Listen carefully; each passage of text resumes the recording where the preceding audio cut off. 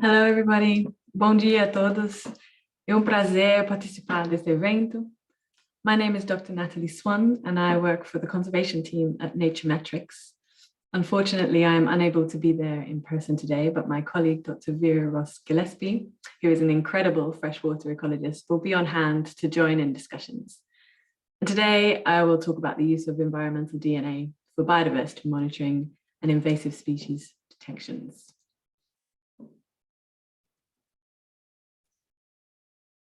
So I'll start with the first part of this presentation, which will look at the wider context, including the challenges of biodiversity monitoring using traditional methods. I'll introduce environmental DNA, and I'll also talk a little bit about our company, NatureMetrics. So let's start with the context of the challenges of conventional surveys. Now, there is a whole host of reasons for measuring biodiversity, such as one-off ecological surveys, long-term environmental impact assessments, and the designation of protected areas, or of course, detecting invasive species. Now, the challenge with this is that conventional biodiversity surveys are time-consuming, they're expensive, and they actually return really limited data on just a handful of species. And you know that you need a range of expertise for each taxonomic group to be surveyed. So even if we are interested in just one species, they can be difficult to detect if they are rare or cryptic. And of course, for invasives, early detections can be crucial for mitigating their impacts. Now, with these challenges in mind, 21st century technology and recent scientific discoveries have presented some opportunities to assist. So DNA-based monitoring affords scalable, high-capacity biodiversity monitoring, providing data at unprecedented rates and with relative ease. Now, a key approach in the use of DNA tools is with environmental DNA. And you can think of eDNA, as it is known, as the fingerprints that animals and other organisms leave behind as they move through their environment. Multicellular organisms are constantly shedding cells through various mechanisms and bodily functions. And along with microbes that live in the environment, these cells can be captured and used to survey species. And a lot of it accumulates in water. And eDNA in the water remains viable for species identification for just a few days. So it's a really useful tool for telling us about contemporary biodiversity patterns. Of course, the applications for this are really wide-ranging, including not only rare or invasive species detection, but biomonitoring and biosecurity, diet and food webs to also assess impacts of industry and detecting environmental change. So this now affords me the opportunity to introduce NatureMetrics. Knowing these challenges, NatureMetrics was founded with the idea of really making these tools accessible to environmental managers on the ground. And we are now a leading specialist eDNA company, and we work with clients all over the world, ranging from conservation NGOs to businesses conducting biodiversity baselines and monitoring for environmental impact assessment. And we extract DNA from different types of samples, including water, soils, and bulk invertebrates. And very broadly, we have two approaches for analyzing DNA. First, an approach called qPCR. And PCR, I think, is a term we're now all very familiar with. And this technique confirms the presence of a particular single species, such as an invasive crayfish or a protected newt, or even the COVID virus. The second technique we apply is called metabarcoding. So instead of screening the DNA for one species, we sequence the DNA for an entire taxonomic group, producing comprehensive species lists. Metabarcoding can now be applied to all types of mixed samples.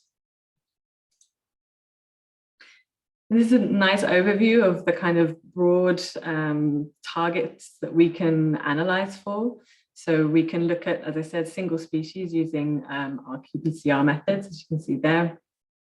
Of course, they are only for certain species, and these assays take a lot of time to be developed and validated.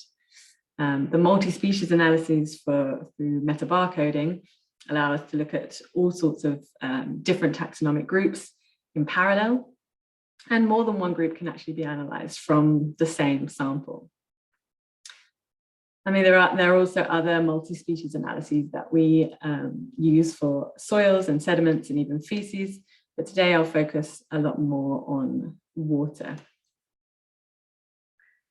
And at NatureMetrics, we offer our clients a full end-to-end service from the provision of sampling kits straight through to the lab analysis and computational processing and reporting.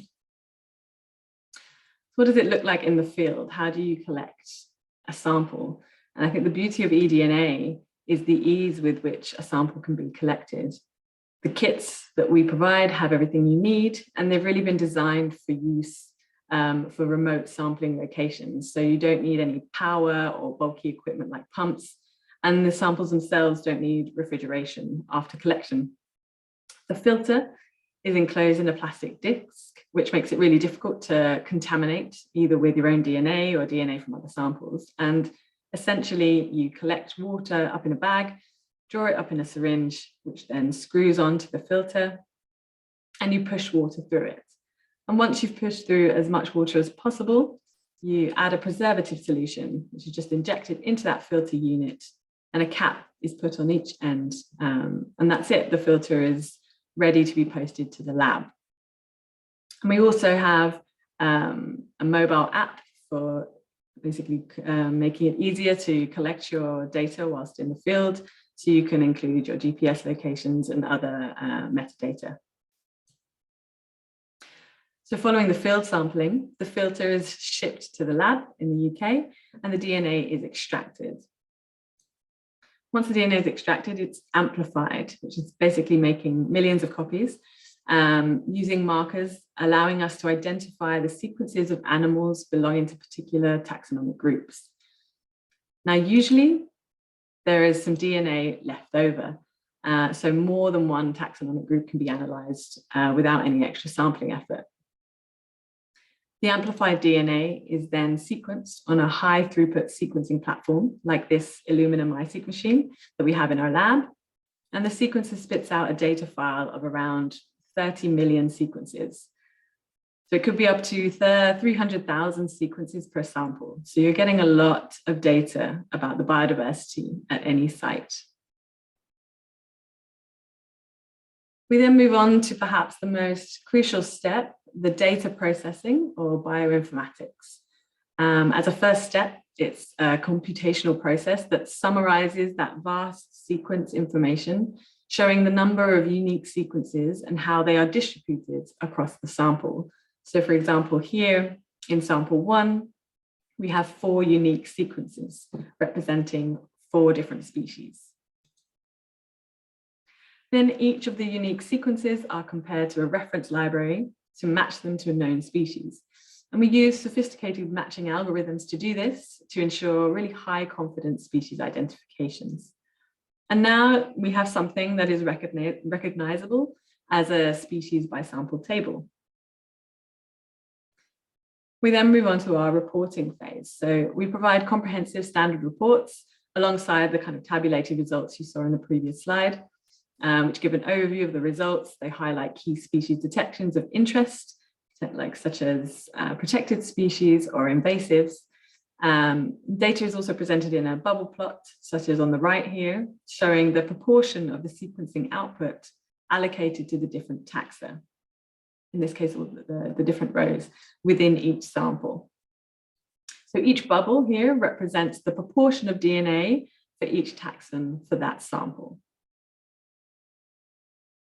In addition to these bubble plots, we can tailor reporting requirements to specific needs of a project, and results are presented in easy to read plots such as these taxonomic heat trees or NMDS plots. These enable whole communities from different sites or along different gradients to be visualized and compared to inform on ecosystem health assessments. Now I want to take you through some examples of this approach in practice, and in doing so, highlight some of the key advantages of eDNA, including its accuracy, sensitivity, efficiency, and replicability. Let's start with eDNA's sensitivity. So I want to look at a comparison that between eDNA and conventional methods. So in this collaborative study for a hydropower project in Sweden, we compared eDNA results with test fishing. eDNA surveys took place over just 2 days, whereas test fishing took place over 30 years. And in the Venn diagrams, the left-hand side in light blue indicates all species that were detected with eDNA, while the right-hand side in dark blue indicates species detected by test fishing only. And the overlapping section in gray indicates species detected by both methods. And you can really see there that overall eDNA outperformed conventional methods by detecting quite a few more species than test fishing. And again, that was in just 2 days of sampling versus 30 years. Another example, this time in the Peruvian Amazon, is this kind of complex environmental impact assessment that did a head-to-head with conventional methods using eDNA. And there were 2 river sites and 10 streams. And eDNA outperformed conventional fish detection using kind of netting, as you can see there, by almost 5-fold. And we noticed significantly more species being detected in the larger rivers because the conventional sampling would miss a lot of the perhaps catfish species that are found in the deeper parts of the channel. And from those same samples in that same environmental impact assessment in Peru, we were also able to look at vertebrates. And so we actually managed to get data on mammals, amphibians, birds, and reptiles. And so with this approach, we were able to detect 12 important conservation species, red list species, that were not detected during conventional sampling, that included transects and trapping. Of course, this sensitivity of eDNA is of huge value for detecting invasive species, as early detection can be critical for mitigation efforts. Now, in South Africa, the invasive Asian toad is a major threat, and we have seen the devastating effects it has already had on Madagascar. And so we are now working on a proposal with conservation NGOs for monitoring this species and other invasives, using eDNA alongside acoustic monitoring at international ports and surrounding ecosystems, and even inland ports. And critically, this involves routine sampling along potential pathways of invasion for early detection. And this will enable us to deploy conventional population assessments to understand exactly where and how these species are arriving. And so that's eDNA and sensitivity versus conventional methods. But what about the sensitivity between the 2 DNA approaches, qPCR and metabarcoding? And I just want to give this quick example. In the UK, we work a lot with crayfish detections. American signal crayfish is one of the most notorious invasive species in the UK, threatening native wildlife, including the only native crayfish species that we have, the white-clawed crayfish, which you can see there. And so NatureMetrics offers both single species qPCR for the 2 key species and a multi-species crayfish analysis. And we tested the sensitivity of the 2 approaches. Now, the results were in general relatively congruent for both methods. However, qPCR was found to be more sensitive than metabarcoding. So in general, we would say that qPCR does possess higher sensitivity for single species than metabarcoding. However, comparisons are influenced by target species, sampling strategy, the eDNA capture and extraction methods, and other variables. And also metabarcoding provides the potential for broad biodiversity data that can give insights on the actual impacts of an invasive species. So ultimately, the choice of method depends on the aims of the projects. Now let's look at efficiency. So this is another example from the UK. This is a data set from 40 samples collected from ornamental lakes with metabarcoding for vertebrates. And we obtained data for 74 vertebrate species across taxonomic groups, and that's all from one sampling effort. A few months later, the same client was interested in invasive bivalves from the same sites. And we were able to revisit the stored DNA and analyze for this taxonomic group. So without any more field work, we detected several important invasive species, as well as a lot of native pea mussels and clams. Now, possibly my favorite example of the scale of data we can obtain through eDNA is from a project in an area I used to work in as a biologist in the Peruvian Amazon. So WWF Peru were particularly keen to conduct a baseline survey of two key IUCN red-listed species, the pink river dolphin and the Amazon manatee. However, we suggested that we try eDNA metabarcoding for vertebrates so that they could provide data not only on these two target species, but potentially much more. So the WWF team went out and they took 4 replicate samples at points across the landscape over 1,000 kilometers of river. And the data, the samples were then analyzed for this broad taxonomic group, so just for all vertebrates. And if we have a look at the data, to start with, we can look at the 2 target species. So the red circles show you where a species was found, and the number indicates in how many of the 4 replicate samples it was found in. And you can see already a really big difference in the distribution of these 2 species, with dolphins detected in basically every sample, while there were far fewer detections of manatees.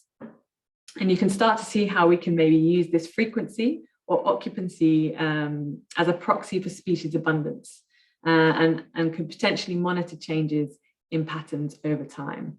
And as I said, this is an area that I used to work in. This area here is a Pacaya Samiria Reserve. And I can tell you in many years of working there, I saw dolphins every single day, and I saw manatees maybe once or twice. So it's an elusive and difficult to survey species. And it's incredible that we can get this data by just taking water samples. But perhaps what's even more amazing about this data set is the sheer amount of other diversity that was picked up. That's a total of 675 vertebrate species. And this included 155 species of mammal, including terrestrial and arboreal species such as bats and primates. And these also included lots of red list species like the jaguar. So this gives us really valuable data sets for baselining for these species that would usually require intensive and expensive fieldwork. Of course, we're in the Amazon with some of the highest freshwater biodiversity in the world. So we had a lot of fish data too, 375 species.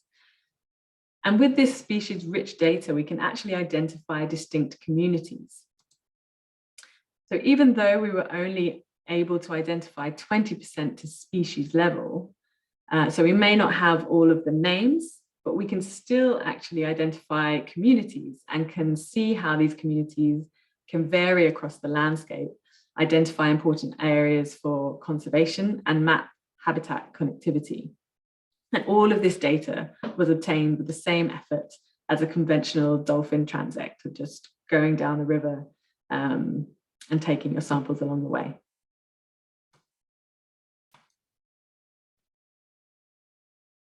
So the efficiency of using eDNA for surveys is clearly visible. And here you can see, based on actual data, a typical environmental impact survey with 20 people in the field for a month to cover several taxonomic groups can equate to 600 person days, while eDNA covering the same area and same taxonomic groups requires only 50 person days. And as you can imagine, the costs, along with the health and safety concerns of being out in the field for long periods, are greatly reduced. So with the same sampling efforts, i.e. person days, you can actually detect 27 times more taxa using eDNA. It's not consistent across all groups. Many of the species here are in fact insects, where eDNA really does outperform conventional identification methods, because they can be a really tough group to identify morphologically. And also reptiles, bats and birds are groups where conventional methods may still outperform eDNA. Let's talk about now replicability. So the replicability of any given method is crucial to provide robust and comparable data. So how does eDNA do in this regard? Let's talk about it in the lab. In a collaborative experiment involving NatureMetrics, water samples were taken from a nearby river and placed in a paddling pool. The collaborators then filtered water from the paddling pool using their own methods, which varied in terms of the filter size, the volume of water filtered, the filter preservation, the DNA extraction, and the primers used. But the most striking result from this experiment was that for the 7 most abundant species, detection was incredibly consistent across all these different workflows. For less abundant species, detection was a bit more variable, but we're already seeing that you've got really high replicability, even within samples that are analyzed in different places and in different ways. What about sample collection? So I think when we talk about citizen scientists, there's always maybe an issue with bias, because you need expertise to be able to sample species in conventional methods. So we obviously did a study for this. So in this case study, we had citizen scientists, including children as young as 7, were tasked with taking samples from the same location following a simple set of instructions. Samples were also taken by an experienced eDNA specialist. It's actually our founder of NatureMetrics, Dr. Kat Bruce, and the other participants were friends and family from the company. And the result from this, you can see Kat's samples, so the expert results are highlighted here on the right. And you can see that basically there is very little variation between the samples. So whether it's a child or an expert, we got the same data. And I think this is what makes eDNA truly transformational. Sampling is so easy that school children can do it. And suddenly we've got something that we can put in the hands of ordinary people all over the world to gather standardized biodiversity data. And we've just never had that before. And it's very much part of NatureMetrics' vision and ethos, is that we have this democratization of data collection. And so anyone can collect a high quality sample anywhere in the world. And this allows for a lot of cost saving by hiring local contractors. You don't need to fly in specialist teams. You can sample more regularly because the people can do it who are already on site. Perhaps even more importantly, you can engage with local communities and stakeholders, and they can participate in the sampling. And it also allows for independent auditing of data. So part 3, now I want to talk through some examples of this, of the limitations and advantages. I'm going to touch on the need for reference databases, and specifically when we're dealing with the tropics, and then we'll finish with some final conclusions. And I think hopefully during this talk, the advantages of eDNA are clear. We can now produce massive amounts of data at lower cost, facilitate sampling in complex environments for elusive and cryptic taxa, and enable biomonitoring across habitats for large-scale assessments of ecosystem health. In terms of invasives, we have improved early detection and better data to understand the impacts such species are having on the wider ecosystem. However, of course, this is still an actively developing kind of nascent technology, and there remains important caveats and limitations which must be considered when applying this method and interpreting the data. So for example, eDNA surveys cannot reliably estimate abundance, although you can get maybe an idea of some relative abundance depending on the group. But the amount of DNA present is influenced by other factors such as species ecology as well as environmental variables. So you need to be really careful with interpreting kind of abundance measures from this data. Of course, since individuals are not seen or caught in some way, in many ways, this is a an advantage to this method as it's non-invasive, but that means that we cannot obtain age or size data. Also, as eDNA in water can be transported in the environment, specifically in water, if you can imagine rivers and flow, there is some spatial uncertainty because the DNA will be transported through the environment. However, these goalposts are constantly evolving. The research on many limitations is moving at a real pace. And many of these limitations can already be well addressed through efficient study design. Now, one final limitation I want to really highlight is that of reference databases and gaps in those reference databases. We know that close to home in my home, in the UK and Europe, eDNA metabarcoding has been really well validated in both freshwater and marine systems, and especially for fish. And our own results at NatureMetrics are backed up with a huge number of published studies. And with a decent number of samples, we can start to build up really quite a complete picture of the wildlife in an area just from sampling the water. And the nice thing about working in that region is that the reference libraries are pretty complete, so we can confidently identify most of the things that we detect to species level. And that's both because we have relatively few species to catalogue and a lot of scientists to do it. But things are different in the tropics, which has much higher biodiversity and is often more understudied. And the importance of reference databases for eDNA cannot be underestimated. So I want to just run through an example of what that might look like in practice. So NatureMetrics worked in Liberia as part of another complex pilot to compare DNA-based methods with conventional surveys for an environmental impact assessment.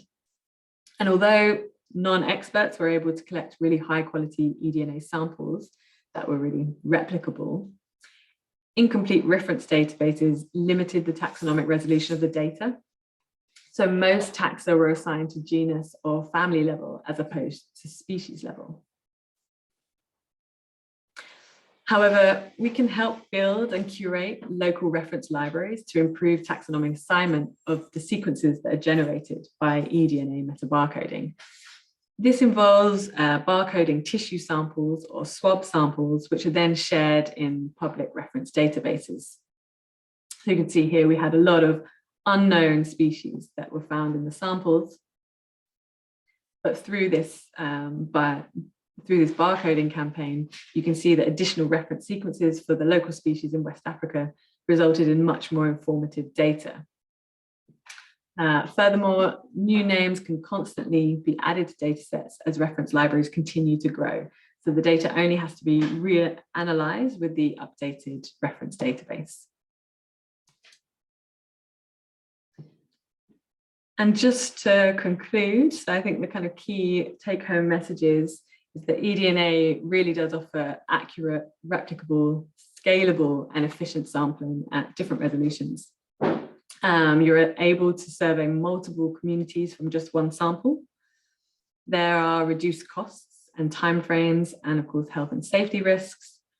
And there are landscape scale application and comprehensive data. So we can get big data for predictive modeling using machine learning and things like that. And a great positive for me is the opportunities for community engagement and monitoring. So you have co-engaged learning and outreach programs that can use eDNA. Muito obrigada. Thanks everyone. I'm really sorry I can't be there today, and I hope you will have a fruitful session. And please do get in touch if you'd like to discuss further.